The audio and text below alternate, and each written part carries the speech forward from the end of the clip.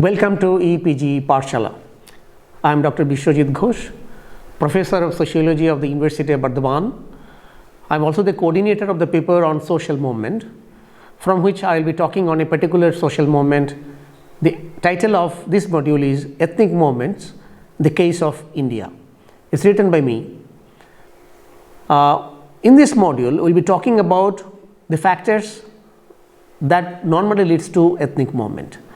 We would begin with the conceptual issues, what do we mean by ethnicity, what is ethnic group, then go on to discuss the theoretical approaches which try to explain the different contours of ethnic movement, and then come back to the Indian scenario, look into do a kind of broad review of the ethnic movements in India in order to find out the factors which have caused such movements, so that we can link up our understanding of ethnic movements, the theoretical understanding, with the practices happening in India. Let me go ahead by noting the importance of studying this module. Let me now talk about the importance of studying ethnic movement and why at all we are interested in studying ethnic movement. If you look into the social life today, you will be surprised to know that it is full of contradictions and confrontation. There is also contestation, and many of those contestations are based on ethnic identity. Now, it was earlier argued that with modernization, gradually these loyalties based on caste, religion, language, region, and so on and so forth, they would go away with. But even in a global society, in a global village, to use Marshall McLuhan's term, we are confronting with contestations based on ethnic identities. Now, it is true that there is certain homogenization of social life today. Many of the cultural practices that we do are homogeneous. For instance, we do use computer, mobile phone, internet, so on and so forth. But at the same time, there is a rise of localism, there is a rise of ethnicity. That actually makes it interesting why actually we are talking about ethnicity. Now, if you look into the movements across countries, you would be surprised to know that ethnicity is not something local to South Asia or India. It's a global phenomenon. Global phenomenon in the sense that at one point of time it was argued that there are cracks and strains in developing countries, and ethnicity is rising only because of those cracks and strains. But now, after the breakdown of Soviet Union, there are so much of ethnic revivals, countries being formed on the basis of ethnic identity. Even in US and UK, the so-called most developed countries of the West, there is growth of ethnic identity. And in fact, after the current president of US won the election, there has been assertion of ethnic identity, saying that we want to live in this country, this also belongs to us. So the point is, ethnicity is not something limited to India or South Asia. It is a global phenomenon. We should be very serious in interpreting why ethnicity is rising and ascertain its causes.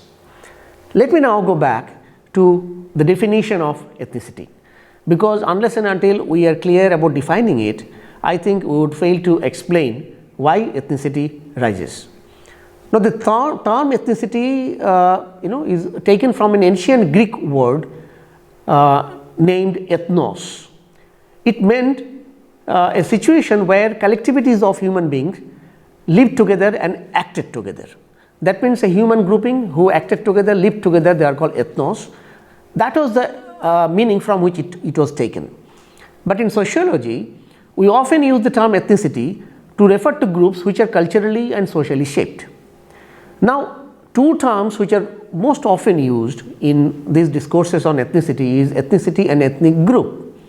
One should be very careful in distinguishing between ethnicity and ethnic group, because ethnicity is based on certain identities. Ethnicity is based on certain consciousness, which Paul Bruss argues compares with class consciousness. He was basically talking about consciousness as central to class. Similarly, he was talking to consciousness as central to ethnicity. That means ethnic groups might have certain identities based on, say, language, region, culture, but the existence of those identities alone do not signify that there will be ethnicity. So, you should be very clear that ethnic groups The existence of ethnic groups alone do not signify the rise of ethnicity. Ethnicity is the expressive aspect of ethnic group identity. Let me now go back to the theoretical explanation, which argues about the role of different structural and procedural factors in explaining the rise of ethnicity. I will be basically talking about 4 theoretical perspectives, but there are many more. For instance, from the Marxian point of view, ethnic differences seem to be directly a result of class contradictions and or economic contradictions. More particularly, differential allocation of resources is identified as a factor for which people belonging to marginalized section often protest. This is true to a certain extent, and we will be talking about this factor later on. But differential access or economic deprivation alone do not explain the rise of ethnicity, because there are other factors which probably other theories bring in. From the interactionist perspective, ethnicity is basically a result of cultural proximity of different groups. That means if two people belonging to two groups live together, they would become aware of their ethnic identity and would really form group. Now, while there is certain value in this instrumentalist perspective, because we often know about others only through mixing. I as something become aware of some other thing only in the process of interaction, that is true. But the point is, cultural proximity alone did not constitute or contribute to ethnicity, because many a time Bengalis living in a particular proximate cultural group do not form a group based on Bengali identity alone. There are some other factors, much larger factors, and in fact it is a complex one, which explain the rise of ethnicity. Interestingly, Rajani Kothari here argues that one of the reason for rise of ethnicity is the homogenizing tendency of the state. That means whenever you try to homogenize, there will be protest by those who do not want that kind of homogenization. A host of social scientists have argued that there are political reasons, political explanations and processes which are very much important in the rise of ethnicity. Now, with this background, let me now concentrate with the 4 theoretical frameworks that I have told I would explain. These are major theoretical explanations related to rise of ethnicity. Let me now begin with the primordialist logic. From this perspective, ethnicity is essential to human nature. Now, the primordial identities to which we are attached, for instance caste, religion, kinship, all these things, they give rise to ethnicity. That means there are certain fixed entities, ascribed entities, which actually give rise to ethnicity. Now, Edward Sheel was the first person to refer to that kind of explanation. These taken for granted explanations has certain features, and most important is that it attaches biological proximity, biological sort of proximity to ethnic identities. Point is, the point that Edward Sheel and Clifford Geertz were identifying, that the primordial attachment of kinship and loyalty, all these things are very important. These are not to be seen as so important in primary life or in social life, because often as a Bengali or a Tamilian or a Keralite, one person may attach his or her identity in a different way. There could be different other identities to which I am attached. So, obviously there are limitations to this theoretical approach. One major limitation is that it is deterministic and static. It takes it for granted that I am always governed by my ascribed identities. Even my achieved identities are important. One could also think about the identities that I could achieve in a particular context, or maybe in a particular context the way I behave.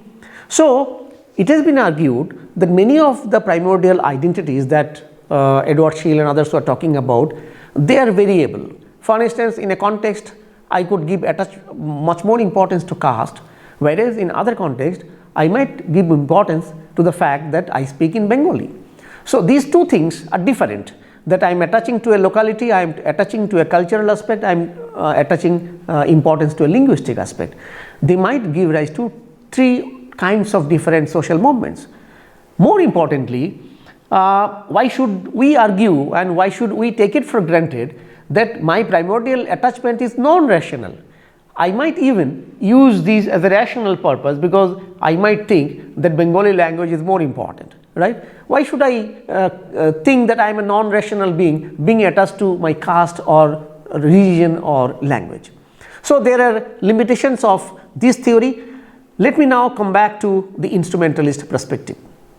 It argues that ethnicity is basically an instrument to access social, political and material resources. That means I use it as a means to reach to an end. Now this means and sort of dialogue is very important in the sense that Max Weber himself was talking about ethnic identity which facilitates ethnic group formation.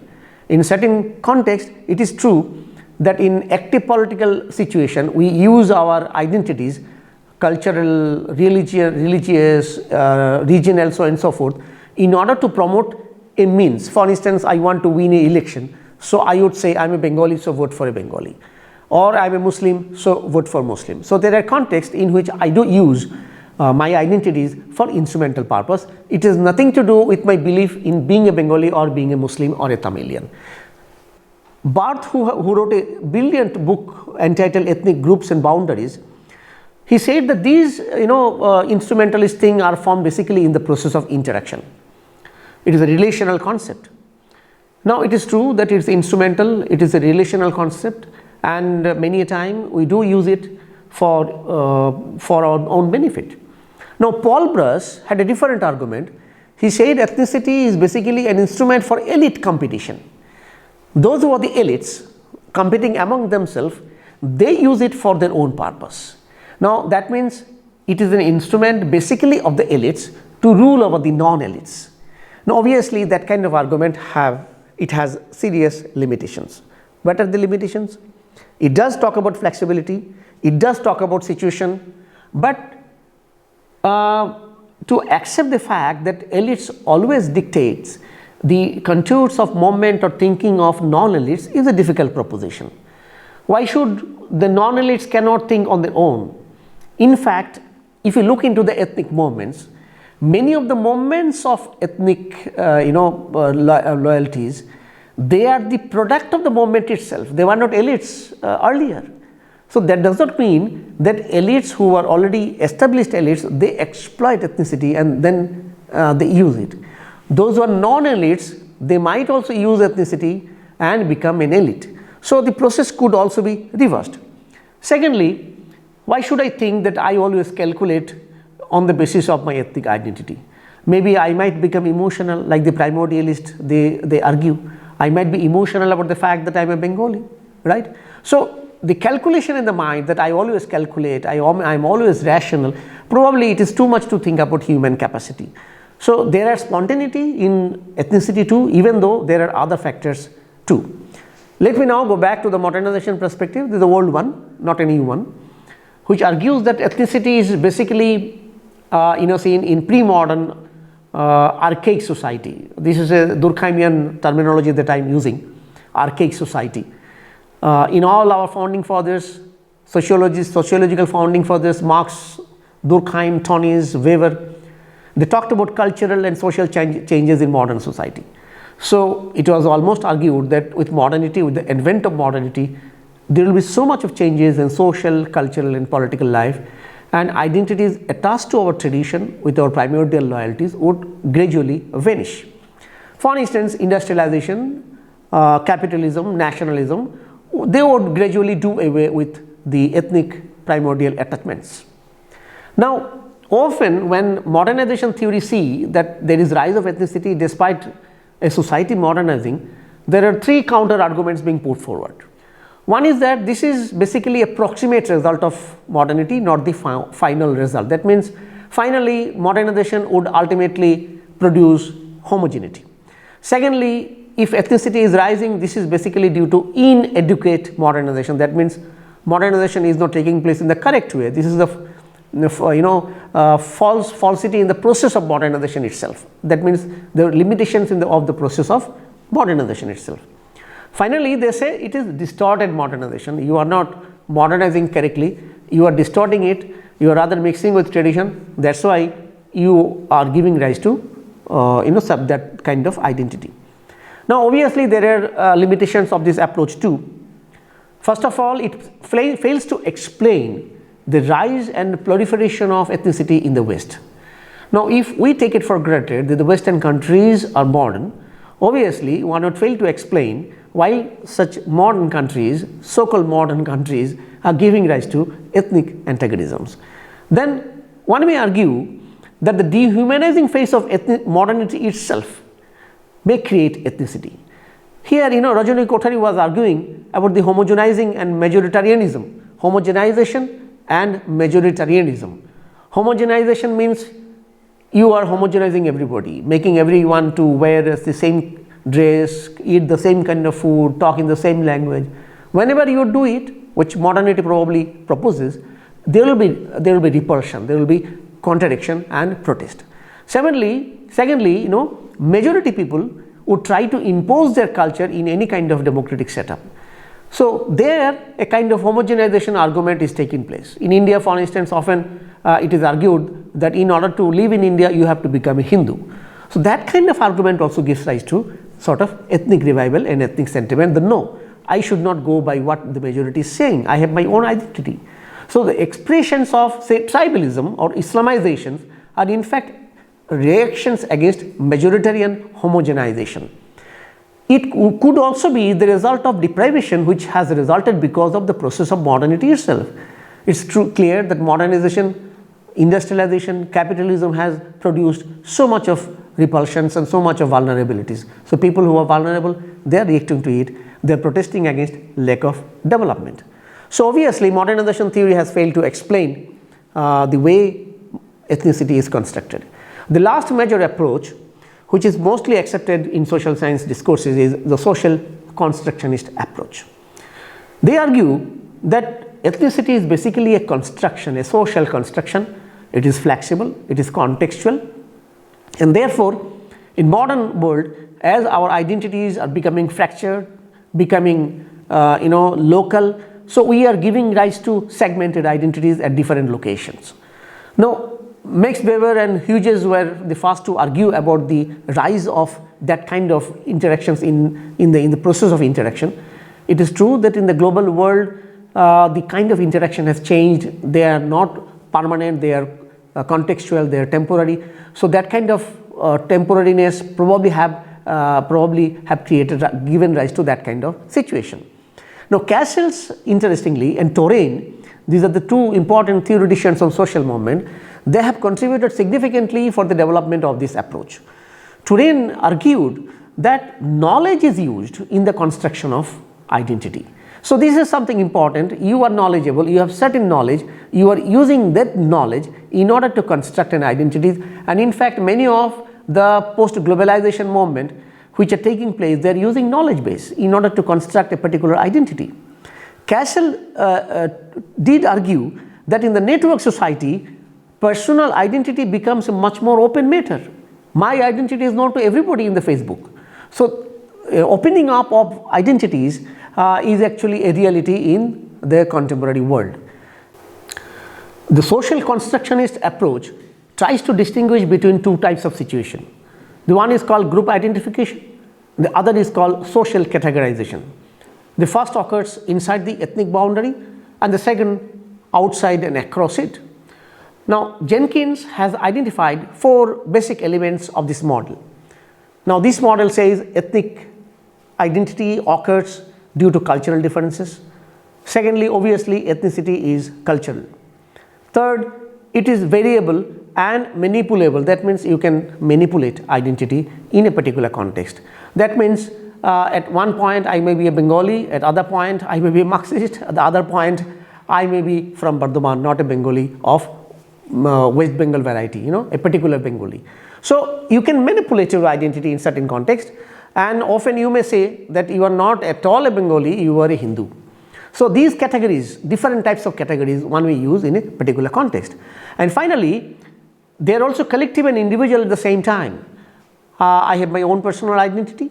At the same time, I have my collective identity. So obviously I use both these identities in different contexts as it is suitable to me. Often I speak that I am Professor Bishwajit Ghosh, but at the other time I might say I am an exploited so and so. So these are both internalized and externalized.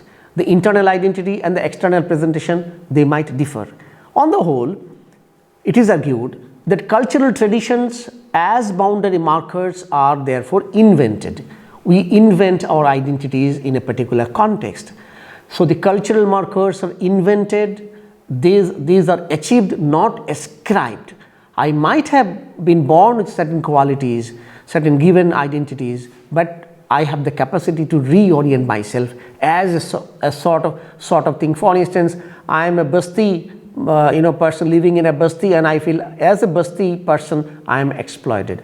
On the other hand, a middle class person might feel that he is living in a middle class locality, so he is being exploited. Both of them are feeling exploited but giving different reasons of that exploitation. So this is construction in a particular context. Interestingly, the social constructionist view comes closer to the postmodernist view of ethnicity, which argues that identities are relatively flexible. Flexible, they are free floating, that means they are detached from the social structure. Now, Stuart Hall was basically talking about discourses, role of discourses in the creation of identities, and he gave the notion of new ethnicity. New ethnicity means there are internal differentiation even within an ethnic group.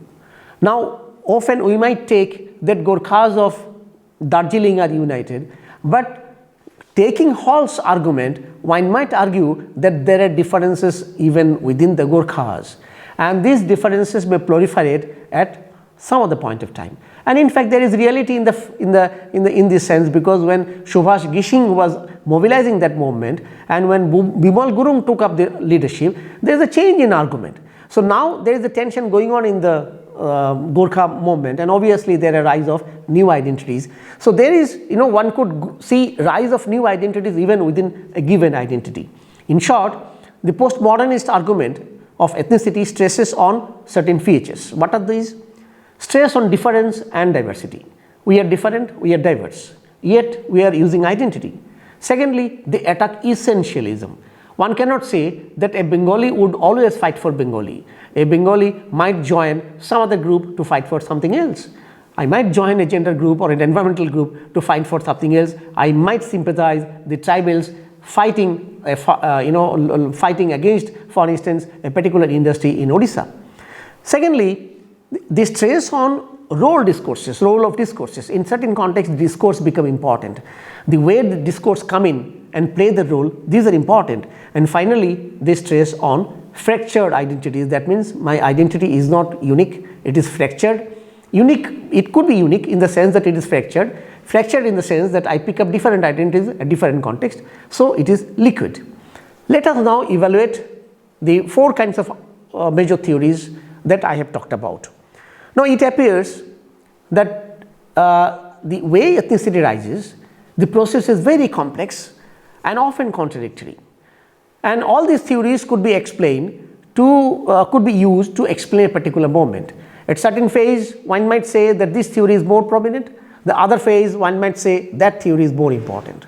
That gives the impression that ethnicity is not only complex, it is the character of ethnicity itself is such that it is liable to explain, you can explain ethnicity from different theoretical standpoint. Yet, there have been efforts to combine different approaches, and with the argument that the approaches varies from high to low. Despite such effort, it is better for us to say that we cannot just categorize a particular ethnic movement from a particular theoretical point of view. We often need to take recourse to different approaches to argue about different contours of ethnic movement. Let me now come back to the ethnic movement in India, factors affecting ethnic movement in India, to explain the factors, theoretical factors which we have already discussed. Now, taking into the whole sets of ethnic movements that have happened during the last 4 or 5 decades, I have classified the factors that are important into two categories. One I call necessary condition, the other I call sufficient conditions. Now, if you look into the northeastern movements, ethnic movements proliferating in Northeast India, you would see that many of the necessary conditions are important. What are those conditions? Economic conditions, for instance, the deprivation of a particular group, which Marxists would vehemently suggest. Then there is poverty, rise of poverty, inequality, land alienation, eviction from land, which has happened in Singur. Then domination of a majority, which Rajani Kothari was arguing. The exploitation, displacement taking place in Odisha, underdevelopment of the tribals, unemployment in Telangana, right? Influx of migrants. If you look into the northeastern states, which I will be explaining later on, the influx of migrants and refugees is a major issue. So these are the first set of conditions, necessary conditions. The second set of conditions is I call sufficient conditions, because unless and until the sufficient conditions are there, you cannot have a very strong ethnic movement. What are these? People have to feel that they were exploited. That kind of mental, psychic development, consciousness development in the level of consciousness should take place. And how does it take place? Through elite competition, through the rise of certain standard of living. In fact, all tribal movements have come to a reality after a particular phase of development. So development contributes to the development of ethnicity. That means socio-economic development contributes positively for development of ethnic identity. Now, the issue of sons of the soil, which is very prominent in the necessary condition which I was arguing about, seen in the case of Northeast India, seen in the case of Mumbai, Maharashtra. Shiv Sena was arguing for sons of the soil. So among the necessary condition, let me explain it in certain detail. Underdevelopment is the major issue in northeast India, whole of Northeast India. It was there in Punjab too. Punjabis were initially arguing for development issues, 4 issues that they raised: land, water, Chandigarh, and so on and so forth, waiving of loan. These are all socio-political issues, nothing to do with the cultural issues that became prominent later on. In Mumbai, in Maharashtra, in Telangana, underdevelopment was the issue. So whenever development is retarded, some groups may rise and demand certain things. Secondly, demographic compulsion is an issue in Northeast India. When an outsider come, they join the main folk and then become a majority. The insider versus the outsider debate become very prominent. So even in Mumbai, they were arguing the South Indians first, and then Bengalis, and then Biharis to go out of Mumbai. In US, this logic has become very prominent now, that all non-Americans should go out. This is because of the constraints that develop in a particular situation. So this is called necessary condition. Secondly, the sufficient conditions include a state of thing where elites use it for for competition purpose, apart from the process of development. Obviously, there might be some discrimination in the process of development, but it is the elite, and manipulation of the elite through a political process of competition. In the whole of Northeast India, Kashmir, everywhere, the political parties started demanding votes in the name of ethnic identity. So obviously, this has something to do with ethnic identity movement. One important factor which we must take note of is the role of the state in sufficient condition. Now it is seen that state could minimize a movement if it rationally takes up a stand and initially acts against the justified demand of a particular community.